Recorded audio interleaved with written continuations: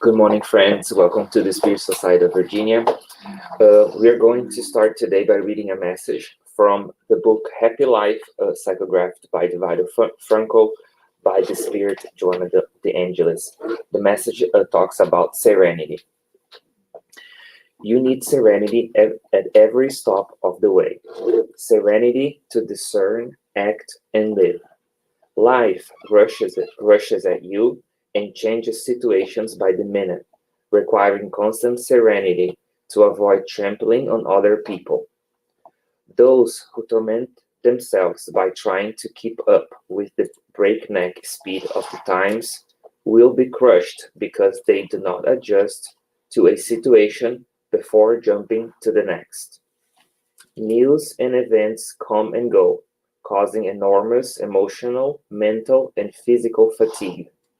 Seek shelter in serenity, preserving the equipment of your existence, equipment that is meant to be used properly, not abused.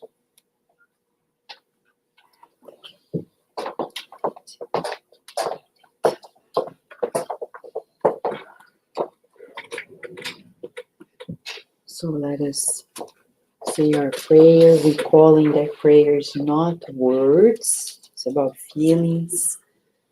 It's our communication with God, dear God. Of all places on earth, you asked us to be here. And we are honored for this opportunity. In a planet that evolves and yet is experiencing all sorts of torments. We rejoice within these walls where we learn about our very selves, our immortality, our progress. We gain new strength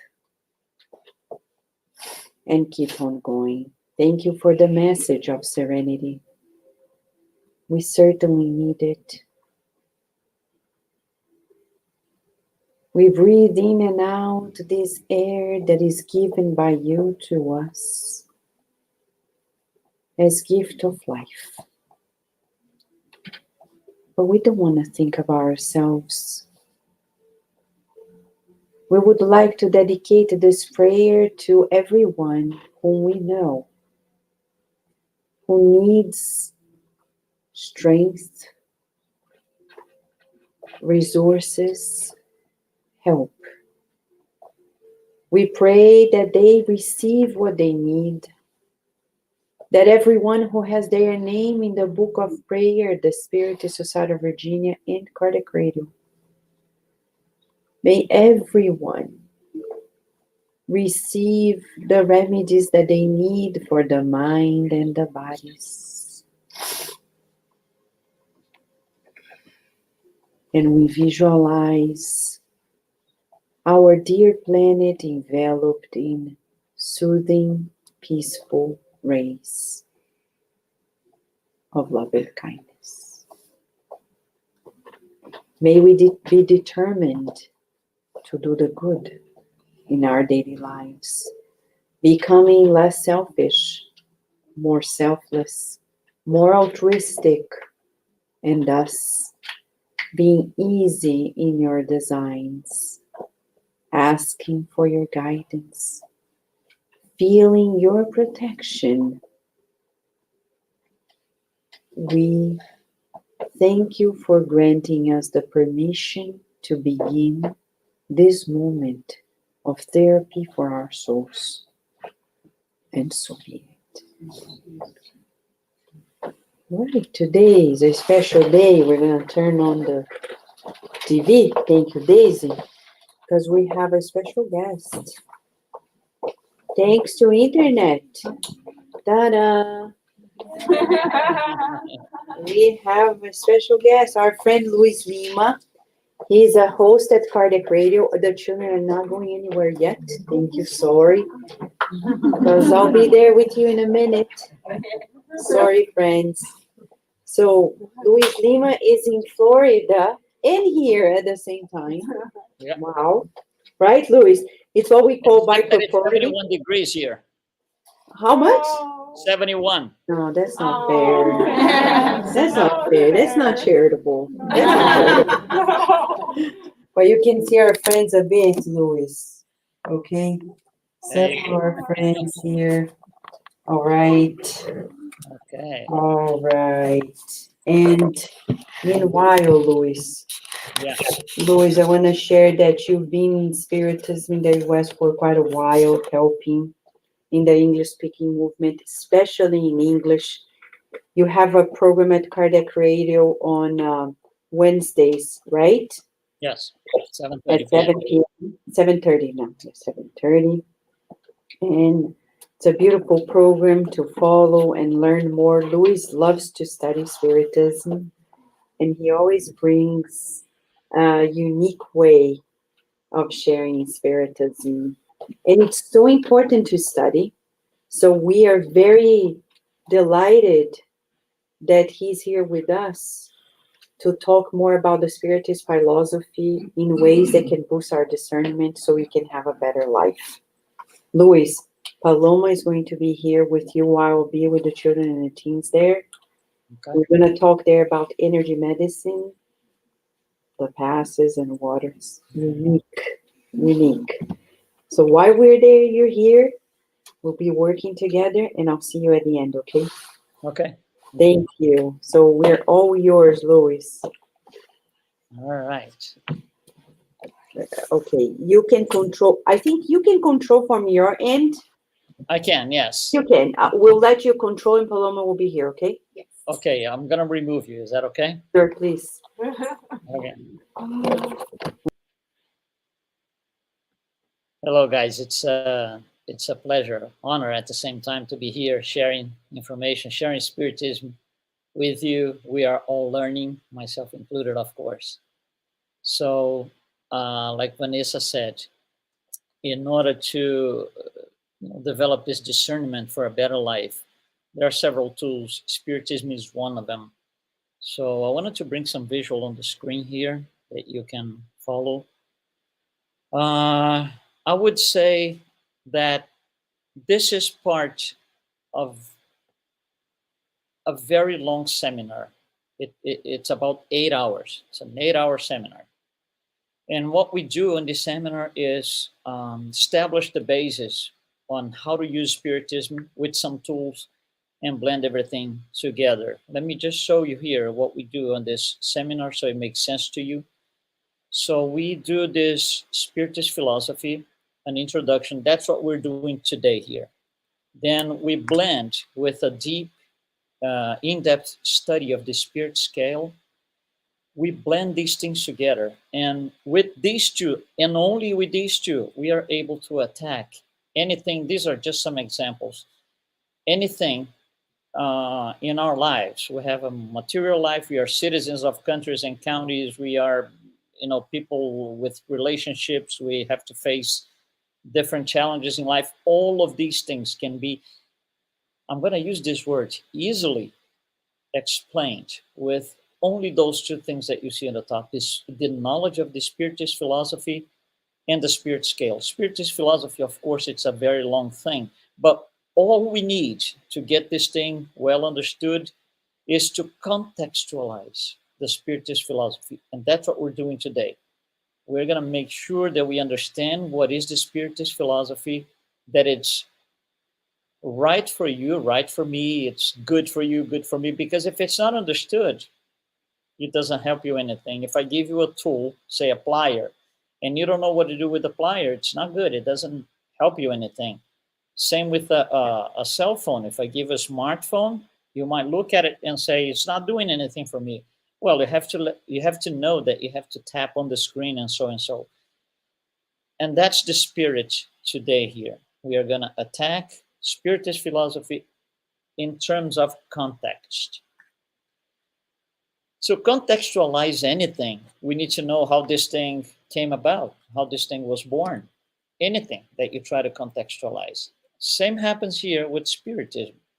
So how did it all start? It starts in a very interesting way. First of all, I heard people so many times tell me this: you spiritists like to suffer. Of course, that comes from outside the spiritist philosophy, the spiritist centers. Usually, Catholics and other branches of Christianity, they'll come to us and say right on our faces, right? You spiritists like to suffer. Not necessarily we agree, but we hear that. We hear that. And then on the other hand, when we get into Spiritism, we are going to hear something like this: Spiritism brings consolation. And then we go, oh, let me put my two hands in the air. There's something here that's not matching up, because they are opposite. They are 180 degrees opposite. How can I suffer and be consoled at the same time? So that there's a kind of something that is not explained. So why do we get this conflict? Because Spiritism is not necessarily contextualized properly for those people who believe that we want to suffer, and for those who think it's consolation. We got to reconcile these two things. So that's what we're doing today. How did Spiritism start? We know that. We know that for 2 years, Allan Kardec had a friend, Mr. Fortier, very good friend, and he was talking to him about these phenomena, these things happening, chairs flying and tables flying. And he invites Allan Kardec to see those, and he goes like, look at me. I'm not going to believe this thing. He was very, very extremely skeptical, and he could verbalize that because he was a close friend. So 2 years later, another close friend, Mr. Carlotti, comes with the same thing. You got to watch this. You got to come in and watch. And he goes like, I'm not going to watch this because it's, of course you guys are being fooled. That was his initial approach. 3 months later, the two friends, both of them, get together with Allan Kardec and give him like an ultimatum. This is happening. If you don't want to see it, you're just losing an opportunity to see something that's very interesting. And he goes like, yeah, okay, I'll do you a favor. I'll go to one of these sessions, see what's happening. That's exactly how it starts. It starts from phenomenology. From there, Allan Kardec starts to seek for answers. Seeking for answers, he becomes part of these weekly mediumistic meetings, and he starts asking questions. In the beginning, he said, who's going to ask the questions? At one point, he realizes he is the one. He can do that himself. So we go to a layer 2 here, which is these mediumistic meetings. From this, he starts receiving spiritual knowledge that we didn't have before. With this spiritual knowledge, he realizes that it's not any type of knowledge. It has a well-established basis, and it depends on using the proper moral of reference coming from Jesus, because the spirits are telling him that. Question 625, right? Who is the reference? Jesus. From this reference, he understands then that we need to overcome, or we need to undergo, better saying, a process of moral transformation. And each one of us being morally transformed, we generate what we call spiritual evolution. So everybody evolves. So that's the scheme of things that contextualize Spiritism. However, there are some catches. It's not that easy. There are some catches. For this thing to work for you, you have to believe in other things. You have to believe in 5 things, at least. First, you have to believe in the existence of God or a divinity. Let's just put a very generic name. So you got to believe in that. You got to believe that all these boxes that you see on the screen, all this process is being controlled from very high up above. So if you don't believe there's a God, nothing that you see on this screen is going to be useful for you, because it's just going to be, everything is just an accident, everything, that there's no purpose in any of that. So you got to believe in God for this to make sense. Also, you got to believe in the immortality of the soul, because if you don't believe that, you cannot believe in phenomenology, the first box on the lower left that you see. It wouldn't make sense. And if you don't believe in phenomenology, none of the other boxes make sense. You kind of disassemble the entire structure of this. So you got to believe the immortality of the soul. Also, you got to believe in communicability of spirits. Otherwise, you cannot believe in mediumistic meetings where information is revealed. If you don't believe in that, none of the information that you find in any spiritist book, in any spiritist anything, has any value for you. You also have to believe in reincarnation, because that's what the spiritual knowledge is revealing to us, that in order to obtain or achieve certain goals, reincarnation is a must. And you got to believe in the goals, which is spiritual evolution. If you don't believe in spiritual evolution, it's one life and that's it, never again, done, a very materialistic approach, nothing of this thing makes sense to you. So what you see here on the screen is not only those 6 boxes connected by arrows, but to believe that there's something underlying, which is in the middle, those 5 little things. That's what supports everything. Any of these things that you don't believe on or we're not certain of is going to impact the outcome of me trying to relate to spiritism of any kind. All of this structure has to be well understood. Otherwise, things get very challenging.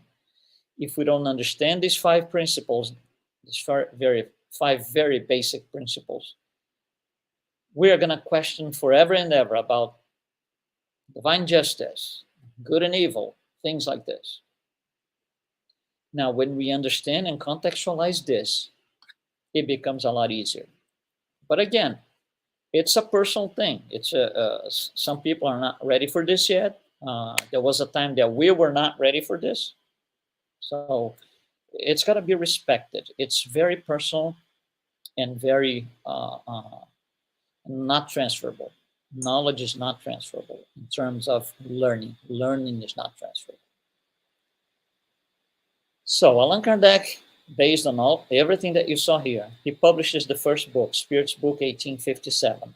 In order to publish this book, any book, anything that you publish, there's always an introduction, because you're going to, in quick words, explain or tell the reader what he's going to read about. So there is an introduction in the Spirit's book. However, the introduction has to be huge, because he cannot use any past reference because they do not exist.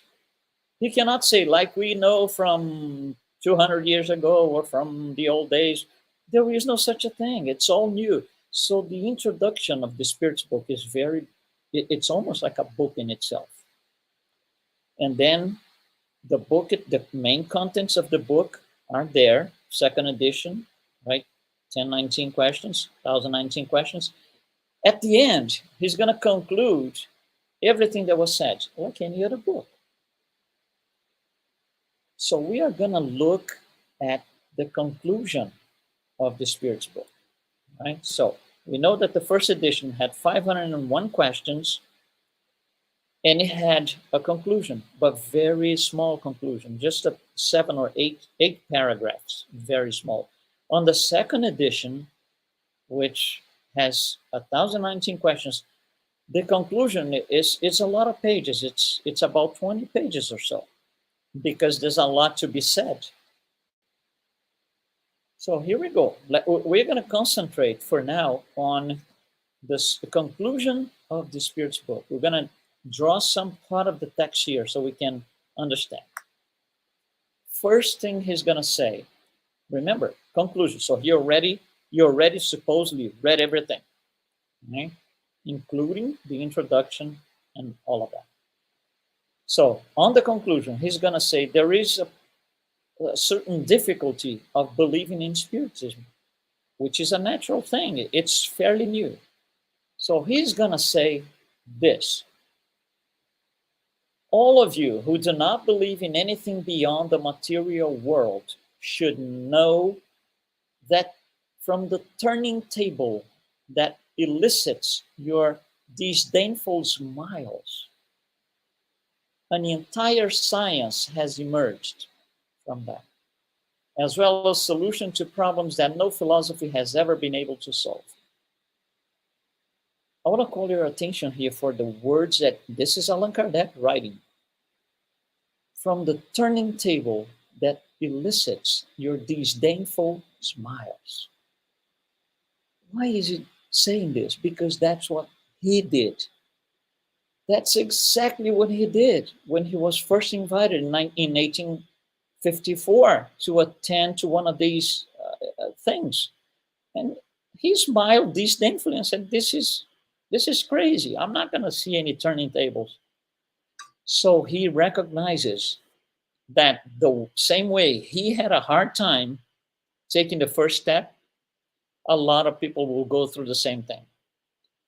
That's why he publishes that. So he's talking about believing. Again, if you don't believe in those things, first slide, right? The Spiritist philosophy is not going to make sense for you. It's going to be broken and fragmented. If you believe in part of it, not the other part, it doesn't work. It's a unitary body of knowledge. You cannot break in parts. Oh, I like this part, but I don't like that. I like these questions here, but I don't like those. No, you can't do that. So then he goes into a second step, which is it useful? Is the moral teachings in Spiritism, are they useful? And he's going to address with two questions. Those are not questions to the spirits. This is Allan Kardec himself. So he comes up with the question and gives us his answer. So the first question he comes up with is, if the morality of the spirits is the same morality of the gospel, what is Spiritism doing for me? That's the question, which, by the way, makes a lot of sense. Remember, he's a very rational, lucid person, very technical-oriented mind. So what is in it for me if it's the same thing that has been published already in the gospel? Answer. Spiritism renders intelligible and patent certain truths that have only been taught under allegorical form. So Spiritism is going to strip the allegory out of the teachings in the Bible, the New Testament, and is going to address them as meant by Jesus directly. So, for example, there's no interpretation of Adam and Eve as a physical man and a physical woman. There is no such a thing in Spiritism. And from there, a lot of other things. So Spiritism gives us a totally different angle when we look at it. And then about the usefulness of the teachings, he's going to put a question number 2, which is, why is Christ's morality practiced so little? I like Gandhi. Gandhi says this. There's one thing, he used to say this, there's one thing that I don't understand in Christians, why they don't follow Christ. It's almost like a joke, but it's true. So here's the question again. Why is Christ's morality practiced so little? And the answer is here. Because that practice, all of those things that he taught, were not assimilated, at least in full. Spiritism comes to teach them in greater precision and its applicable utility. So it means it's, for example, when you're going to study something new, you read about it, and oh, I got interested in this subject. You didn't learn everything about the subject. You need to go deeper now that you have some interest and start digging in and study deeper with more tools, seek tools. That's what Spiritism does for us in terms of making us understand Christ's or Jesus' morality. So is it practiced so little? It was. It can be a lot more, practiced a lot more with the explanation that Spiritism brings us. And when we go to Spiritism, especially those new to Spiritism, when you are starting Spiritism or got interested, there are three phases in the process. Three phases. Phase number one is curiosity. Curiosity means I have a friend that talks about it all the time. I see my coworker is different. I ask him, what he does, and he said he goes to a Spiritist center. I see people, in situations that I am very unhappy about or very mad about. Some of my colleagues, some of my family members are not. What is in these people? Curiosity. You start asking questions. What is it? What's this thing? Right? It's like you go out on a date with Spiritism. You need to find out what it is. Well, curiosity is phase number one. Phase number two is learning how to think as a Spiritist with reasoning and philosophy. What is philosophy? Philosophy is essentially, without going into grammatical definitions here, it's knowledge. How do you get this knowledge? By asking. Ask everything possible.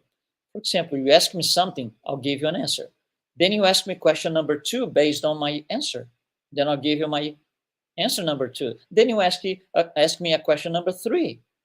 And then I'll give you my answer number three. And then you go for the fourth question. So that's philosophy. It's the constant interest in acquiring knowledge by asking. So reasoning and philosophy are phase number two. Some of us are not there yet. We are in the curiosity part or phase.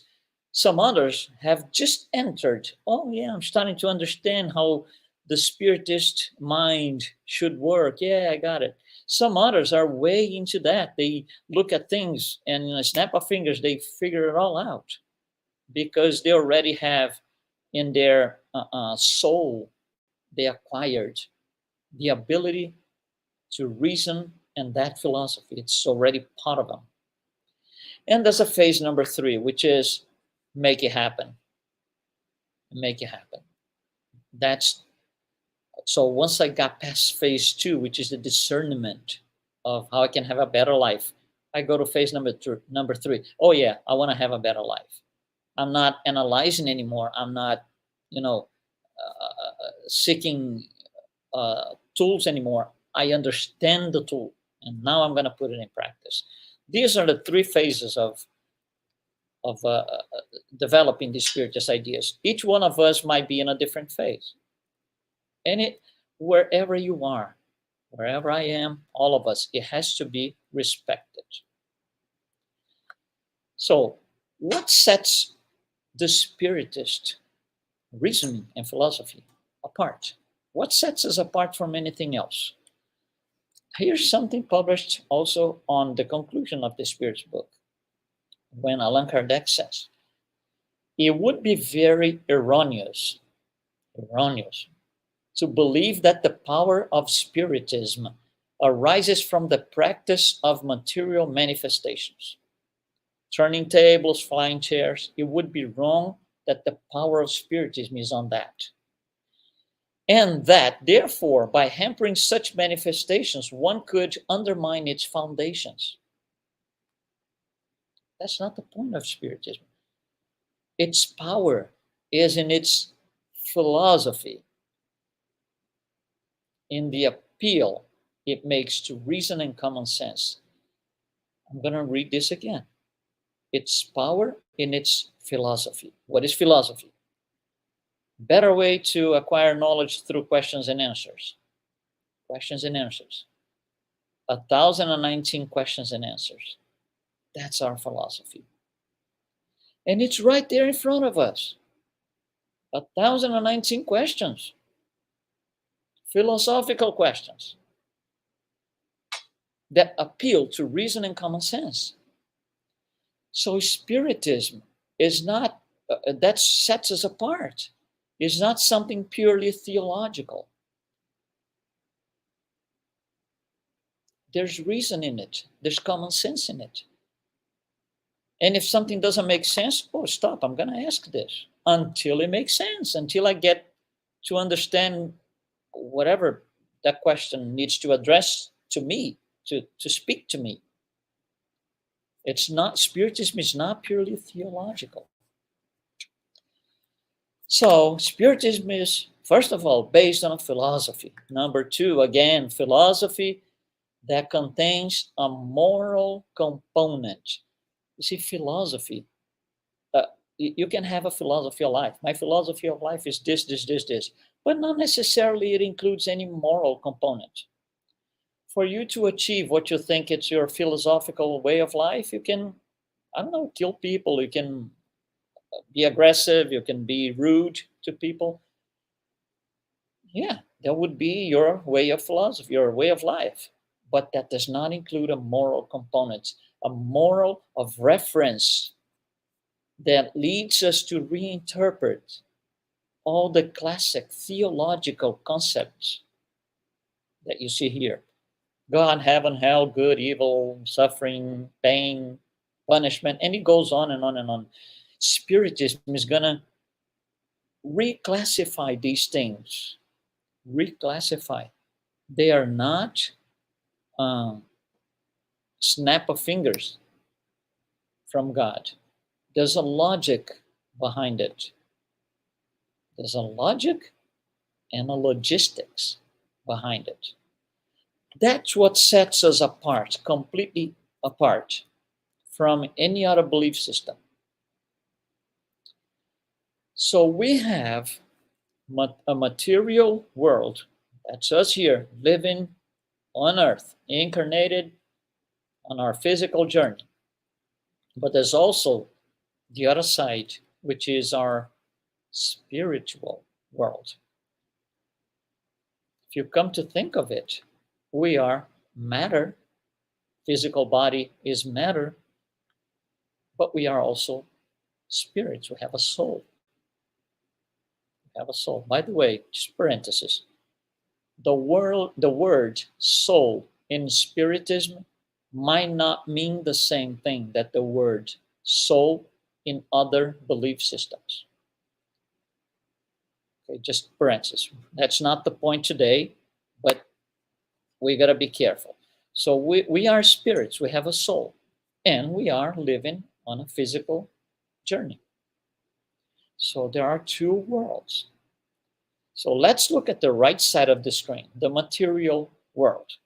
We live in some physical planet. We can touch, we can put our feet on its surface, it's something physical.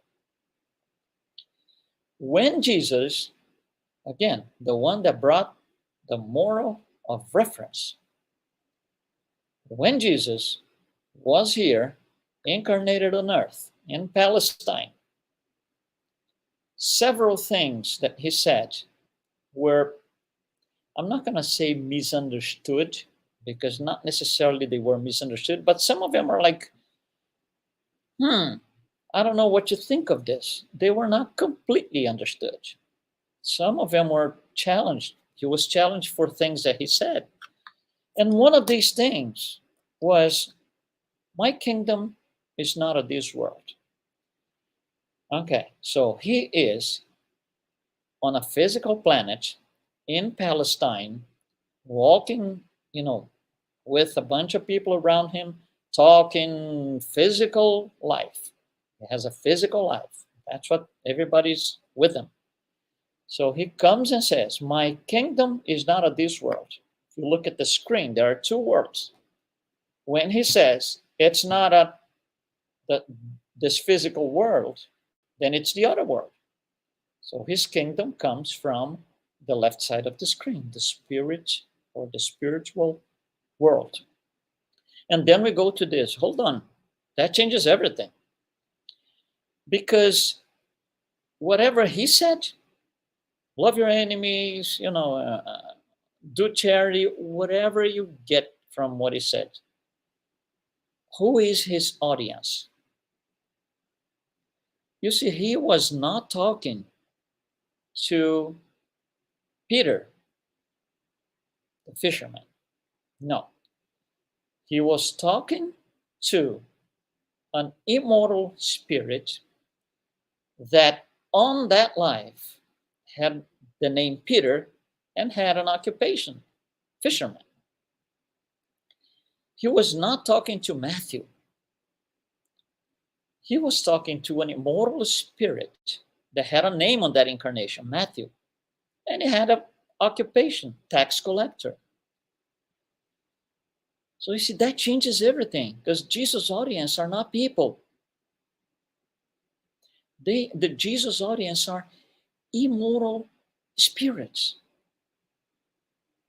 So when he establishes the moral of reference, if we think his audience were people, oh, that reference is for my neighbor here, not for me. Love your enemies. Oh, yeah, that's for John and Mary, not for me. You see, that's not his audience. His audience were not people. His audience are immortal spirits, regardless if they are incarnated or not. So when he said, love your enemies, he talked to you too and to me. Even though, if at the time, you and I were not incarnated on the planet, or if we were just on a different location. That's crucial to understand the Spiritist philosophy. If you do not understand this, remember those boxes in the beginning, you blow the box that I called the moral of reference. Oh no, he said that to Peter 2,000 years ago. Oh yeah. No. It has to be understood. The moral or reference established by him is for all spirits, myself included, all of you. Regardless of the stage of moral development that we are, regardless of social status, of skin color, that's not it. These are physical things. Social status is physical. Skin color is physical. He was not talking to anybody physical. He was talking to immortal spirits. At the end of the Spirit's book conclusion, the last thing is a message from St. Augustine, which is very interesting. For a long time, humans have torn at one another and have anathemized one another in the name of a God of peace and of offending God through sacrilege. So we've been battling because God is something for some, something else for others. So we've been battling. Spiritism is mercy, the bond which will someday unite them. It's going to be a common ground. For it will show them where the truth is and where the error lies. How is that possible? Because the truth is not on the physical world. The truth is on the spiritual world. What was the audience for Jesus' teachings? Immortal spirits. And it continues for a long time. However, there will continue to be the scribes and Pharisees of the world, right? who will deny all of this as they deny the Christ. There's always going to be those who are not ready for it. And they will deny it. And it has to be respected. We cannot just, oh, you don't believe this? Okay, I'm going to buy right now, I'm going to buy the 5 books of the codification, put on your desk. That's not what we should be doing. So the message is very clear. It's a process. We have to allow each one. There was a time that I wasn't ready for it. Even those born in like 3rd generation Spiritist, there was a time, a previous incarnation, where you were not born for anything like this. And again, it has to be respected. In this book, Spiritism in its simplest expression, which is a tiny, tiny little pocket book, very straightforward. This is an excellent book for those coming to Spiritism. They have basic initial questions. What is Spiritism? What do you guys do? What is this for? This is a very simple, you read this thing in 2 hours and you get to know the big picture. No details, but it contextualizes Spiritism for those who are coming in, who are new on the block. And those, Allan Kardec numbers some of the instructions there. And number 35 is very interesting. I put the original French here because the words are not very complicated. Even us English-speaking people, we can pick the words and know what they mean. The only word that's maybe different is a second word, but. But means goals, objective. Okay, so this is the original French. On the book that you see on the screen, that's the translation. Spiritism's essential objective is humankind's moral and evolution. Refer back to one of those boxes that I showed in the beginning, the last one. There's another translation, a British translation, that says something more word for word to the original. The essential aim of Spiritism is the improvement of mankind. So this is a well-defined philosophy. And the philosophy goes a step further by saying, to improve, you have to use a moral of reference. You cannot just, step on anybody's toes and just, no. You get there by collaborating. Collaboration, not competition. That's what Spiritist philosophy is. But it's got to be understood by us. Even us Spiritists for already quite some time. Sometimes we kind of forget things. And this one I like very much. It's published in the Medium's book. And one part, the last part, called Dissertations by Spirits. Let me bring you some quick information here. In about 1750, right, 1750, by then we had 1700 years of the church putting pressure on us, right? So let's just make at least 1600 years of heavy pressure from the church. Inquisition is a very strong thing. What is Inquisition? You got to believe what I say. Doesn't matter if it's right or wrong. You got to believe what I say. If you don't believe, there are nasty consequences. That's Inquisition. So in 1750, a group of French philosophers start to question the church. And they were questioning the church with these philosophical questions, and the church had no answer for them. So the answer was always this, regardless of the question, the answer was all the same, always the same. Why do you need to know that? This is not something you should ask. There was the answer for any of those questions. So these people, these philosophers, they get together and say, listen, this is 1750 or so, okay? So they say, listen, the church is the provider of the truth. If you don't know a thing, go to the priest and ask. That's 1750. The church stops being the provider of the truth after Charles Darwin. Then the science takes over. But that's another story. going back to 1750. So they say, how come the provider of the truth is not able to respond to any of my questions? So we're missing something here. And they say, what's missing is reason and the ability to ask and get answers. Philosophy. So what's missing in the church? What's missing? I'm not even going to say in the church. What's missing in life in the 1750s or so is philosophy.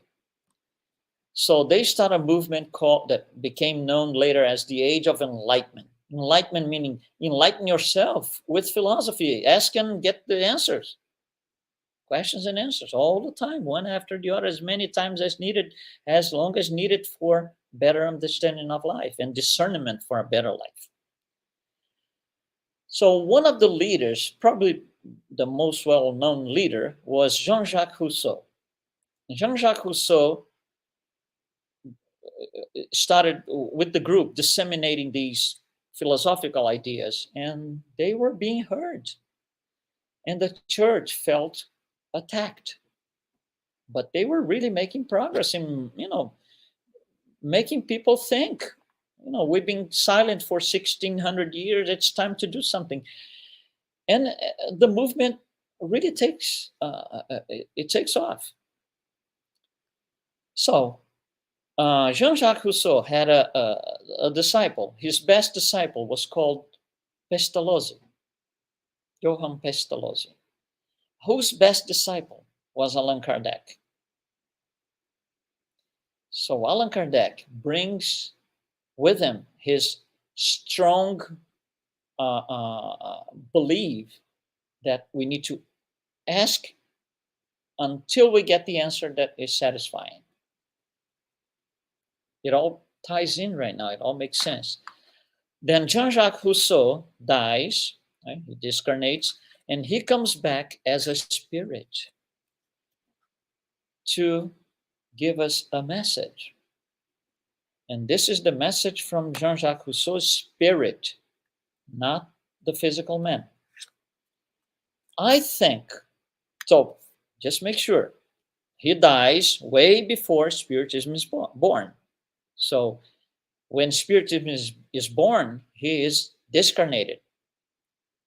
I think that Spiritism is an entirely philosophical study of concealed causes and inner movements of the soul, which have been little defined or not defined at all until today. It explains more than it unveils new horizons. It explains new horizons, things that we couldn't even ask. Now we got the answers. And he concludes by saying, I view Spiritism as a lever that breaks down the barriers of blindness. Right? Lift the veil. That's incredible. Because if you think of history, it kind of starts, or he's a very important triggering point for the Spiritist philosophy to be born. And now he sees the results and comes to give us his opinion. It's beautiful. It's very, very interesting. So we go back here to our original understanding of this. So we spoke about some of these boxes: spiritual evolution, moral of reference, etc., etc. With this, 5 books of the codification are born. Where are these? What are these books addressing exactly?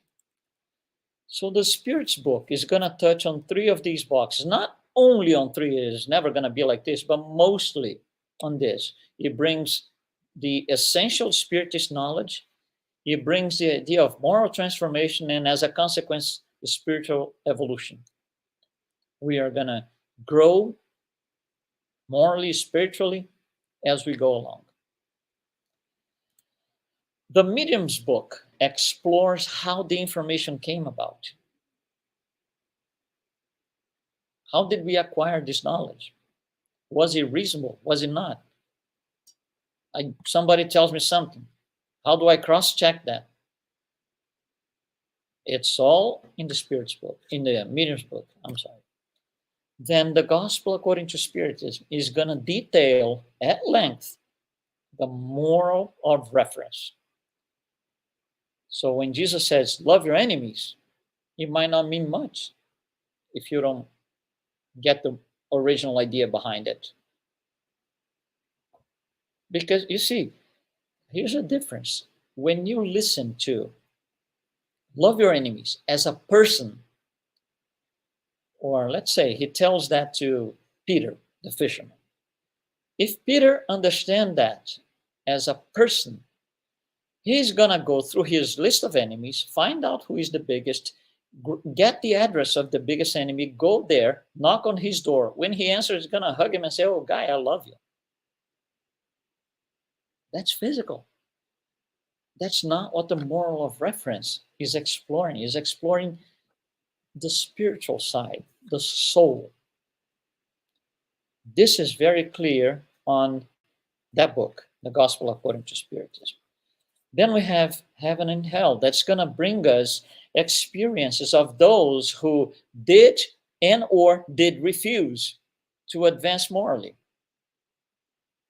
They tell us their stories, afterlife stories. I was this, I was that, I did this thing right, I did this thing wrong. I'm extremely, extremely sad right now because I should have been A and I did B. It's all in that book. And finally, the book of Genesis talks about the creation and how we should process our moral evolution. So that's how each of these books fit the bill here. If these things are not understood by us, the Spiritist philosophy, it's going to be broken and fragmented because we are not going to be able to use it as it is. We're going to pick and choose. I like when Jesus says this, but I don't like when it says love your enemies because it's not very clear to me. You can't do this. Spiritism is unitary, not fragmented. So here we go back. We go back to what we said in the beginning. So today, all we did is work on the first box on the top left. There's another study that is separate the spirit scale. When we blend these two together, everything that we are supposed to live through in this life becomes relatively easy to explain. You see, to be useful, Spiritism has to be contextualized. We have to understand that there's a reference that comes from Jesus. You see, the moral of reference can never, ever be established by a man, a woman, a human. Never. It has to come from at least one level above. When we establish our moral references, we get into the problems that we have today with justice and injustice and all of that. Because those establishing the references have their own opinion, their own interest, their own lives, which not necessarily are the same for all. So in spirit, when we get to know Spiritism, we start to understand that in general, we have a tendency to see things in the reverse way. That's what we study after, getting to know the Spiritist philosophy and the spirit scale. For example, letting go, it's a difficult thing. If you understand Spiritism correctly, hear me out, please. If you understand Spiritism correctly, letting go is the easy part. Holding on is the hard part. But it only makes sense if all that we discuss here is properly understood. And then, yes, we can understand that. We can understand calamities, destructive calamities. We can understand our social justice, injustice. We can understand why politics is so complicated, why we have, different flavors, our economic systems, everything. because everything ties into the same thing. A moral of reference and a philosophy. Asking questions to get the answers. Thank you very much. So hopefully I was able to convey the message that I was planning on, and we'll be here if there are any comments, any questions. Thank you so much.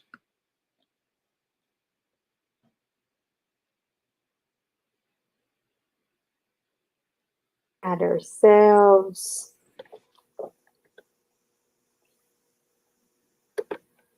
All right. So friends, let me lower here so that Luis can see us. Here we go. Do we have questions? Anybody has questions for Luis? Are we all in awe?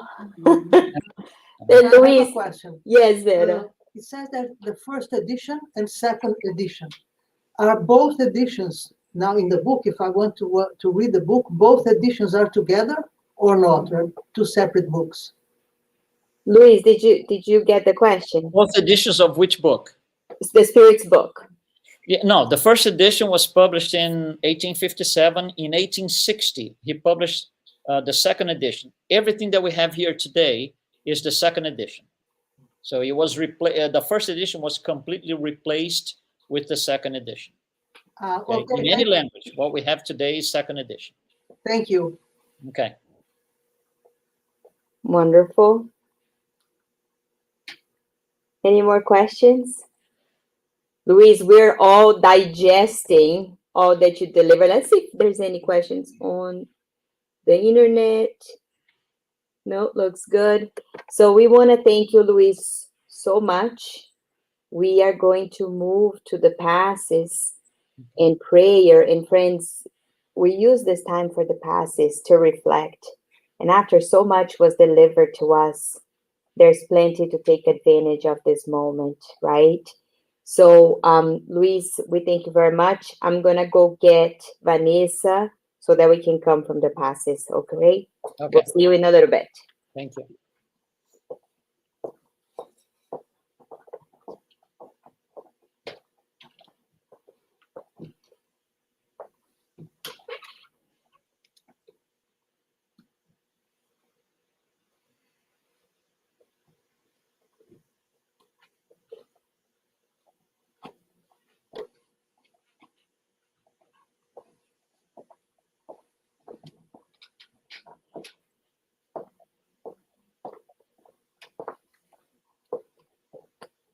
Friends, they're finishing inside. And just for us, as we're sitting here and we're wondering, we want to know more. Where do I start? There's no mistake. In Spiritism, we study Kardec. That's the foundation. If you're like, oh, what should I read? If I go to the bookstore inside, which book should I get? Spirit's book. Doesn't matter. If you know somebody that is interested, but the Spirit's book might be a whole lot of questions, as Luis said, the simple expression of Spiritism is a great place to start. So here's Vanessa. Wow, we have to watch it later. Thank God it's recorded. It's gonna be there. We can go back and recap what Luis has taught us. Luis, we want to thank you. We're now going to proceed with the passes here on our end. Okay? Okay. So thank you very much for the opportunity. Thank you. Thank you for everything you do, right? Okay. Everybody is very grateful. Thank you. You're welcome. All right. So let us just, for those who are here with us, for those who are over the internet, the passes comes to you where you are. We're just teaching the children about the passes in the water. Bring a glass of water next to you. The good spirits will apply the energy medicine that we need, and the good spirits will come as well. All we need to do is do our share, to open our hearts, to receive, and just to trust. Trust is the number one thing. All right?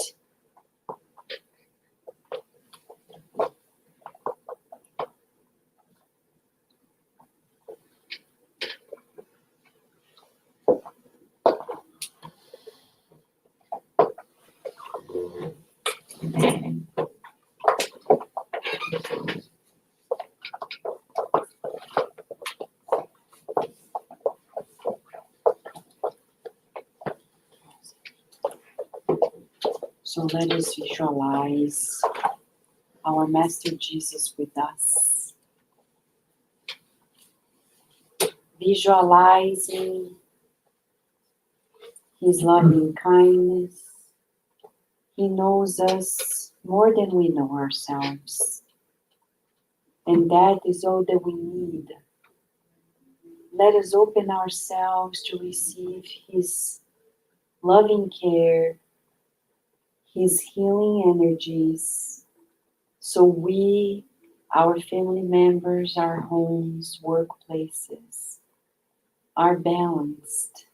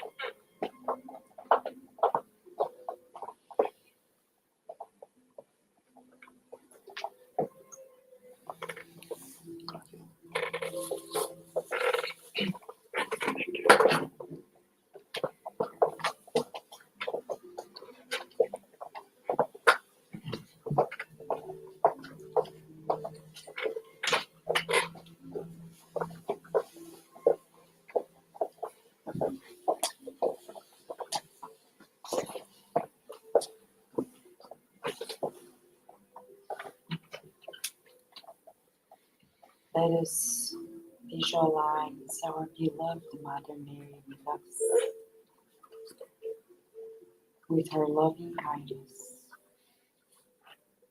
and see that she's enveloping us with her strengthening energies, visualizing our loved ones, our homes, our cars, enveloped in protection and renewal.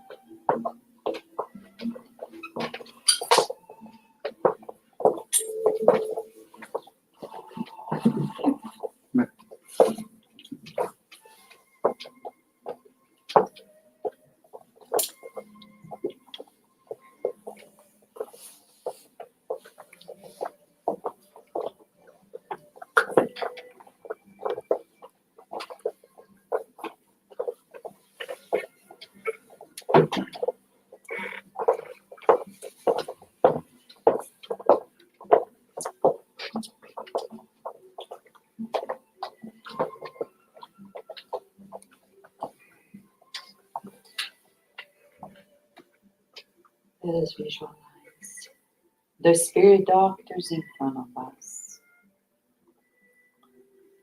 And they bring to each one of us flowers of healing. Let us receive them with their kindness. Bring them close to our heart chakra and feel that the healing flowers are operating balance in our emotions, balancing ourselves completely.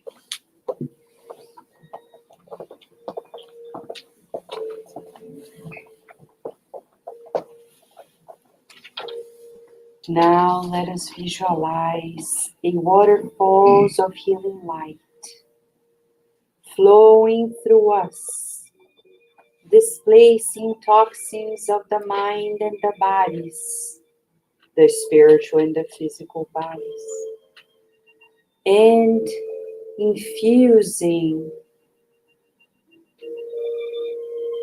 renewing energies. Let us feel the loving care of the spirit doctors applying onto us renewal.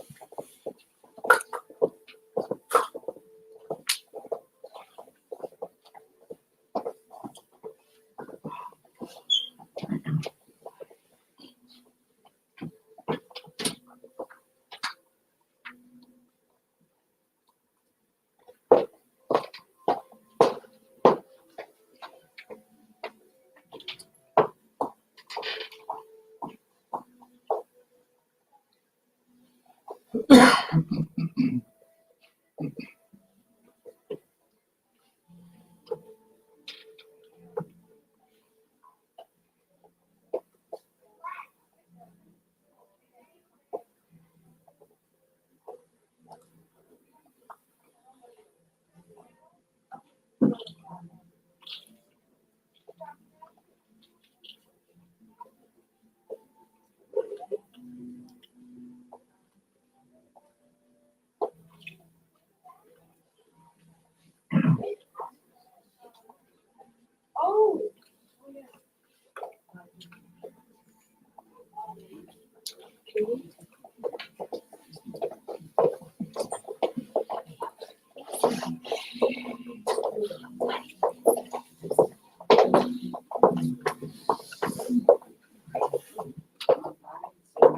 visualize Jesus as our master. He is the one that cares for us in the planet. Visualizing his loving heart, full of healing, showering us with his healing energies.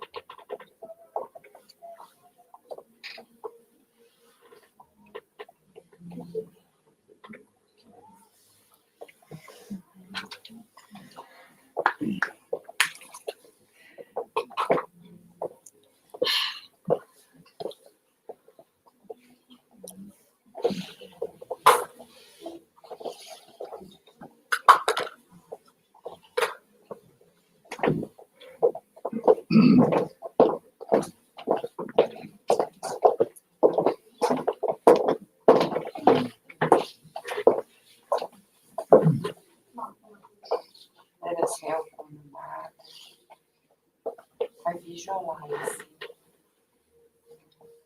the heart of Jesus, who is our master and our best friend, showering us with his healing and protective light. Visualizing our schools being illuminated by his love, protected, enveloping all the teachers, the friends, the administrators, the neighborhood in protection and kindness.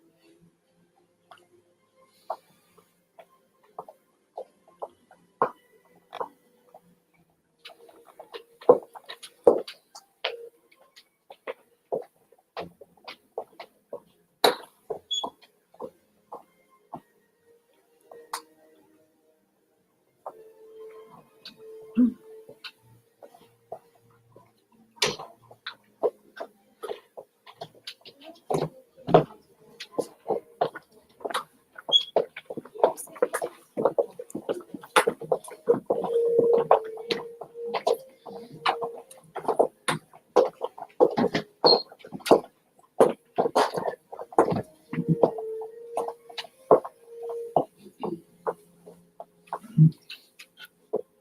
us evoke the presence of our Master Jesus, who is our best friend,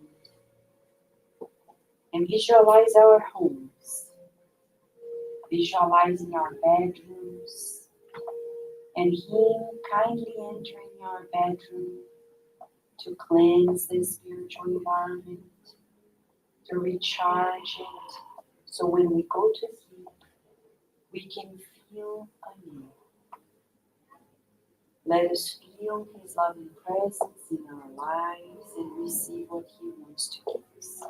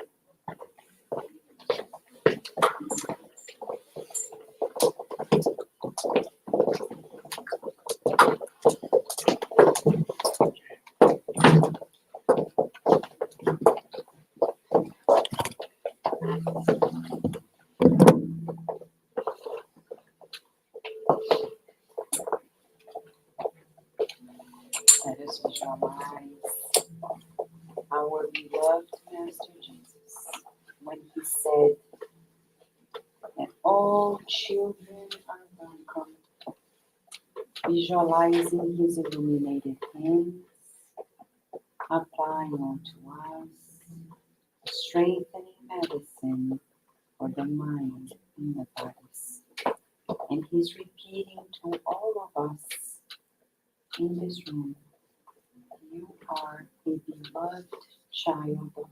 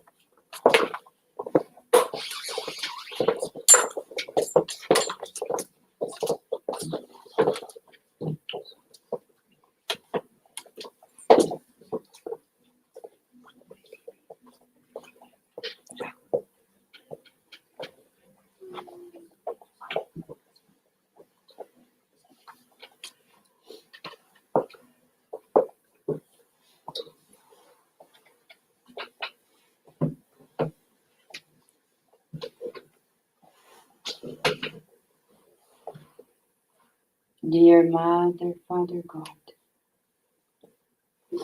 we visualize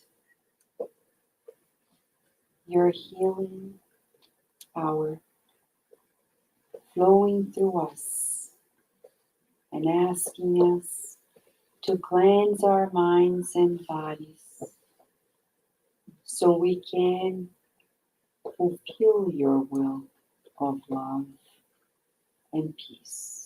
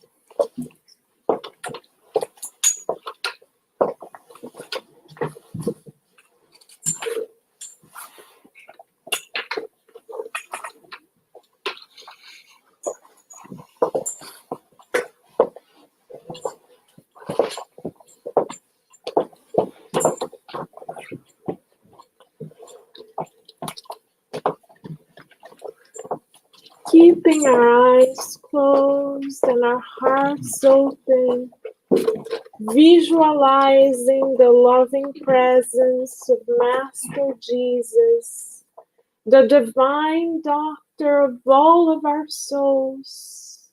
We now pray on behalf of all of those who are experiencing suffering of any sort, be it emotional, spiritual, or physical. May our brothers and sisters receive an embrace of the Divine Master and hear in the depths of their hearts that they are light, they are love, that they are joy of living. We also pray, Divine Master, so that all of us here on the earth as one family have the courage to fulfill God's will as you have done and continue to do, so that we may achieve happiness in serving and loving one another.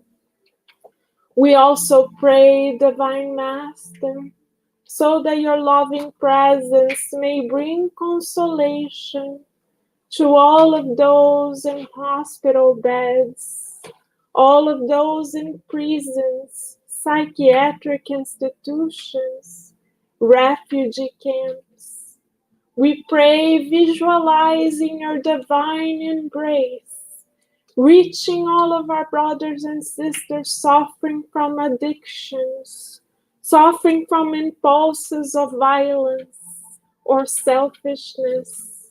And we also pray for all homes and families on the earth, for them all to be strengthened by your force, the force of peace, the force of kindness, the force of divine unity and love. We pray so that your love also reaches all schools on the earth, the hearts of every teen and child on the earth, also protecting and enveloping those in their elderly years. Please, Divine Master, also bless your good works on the earth and those who are at this moment in reincarnating to learn to serve. May all of our brothers and sisters in both realms feel your divine presence and your divine guidance today and always. Thankful for this blessed Spiritist Center, the school of all of our souls, we now ask God, you, Divine Master, and the beloved spirits here present, for permission to finalize this prayerful moments. And so be it. Alright. So, before you go, the children, we're going to print the artwork Miss Daisy is doing now because we didn't have time.